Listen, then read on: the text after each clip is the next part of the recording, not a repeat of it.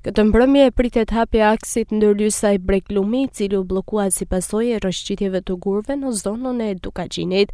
Administratori i zonës Mikel Kopsaj bëri me dije se ndërhyrja finale po kryhet fal punës intensive të Bashkisë Shkodër, forcave të ushtrisë dhe emergjencave civile, të cilat ndodhen në terren prej 3 ditësh. Këtu në vendin e quajtur Palnatasit. Tu ka pas një rrëshqitje masiv gur dhe inertesh, gjatë që ka pat pamujtun lëvizjen e banorëve të zonës me automjete. Nuk është e vetmja pikë, janë dhe pika të tjera nga njësia administrative Pul deri në zonën e ndërlysës. Konkretisht kjo është pika e 6 e bllokimit.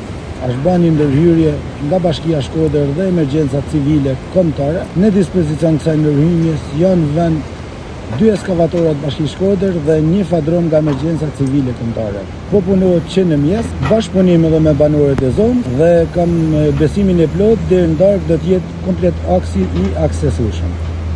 Ai kërkoi mirëkuptimin e banorëve për të mos sfiduar motin e përkeqësuar dhe për të shmangur çdo rrezik deri në normalizimin e plot të qarkullimit. Bëjnë një thirrje e banorëve të zonës që të evitojnë çdo lëvizje të panevojshme. Kjo rrugë në këto kushte atmosferike përmban një rrezik të vazhdueshëm rrëshqitjesh gur dhe inerte. Ju falenderoj shumë për durimin edhe për bashkëpunimin.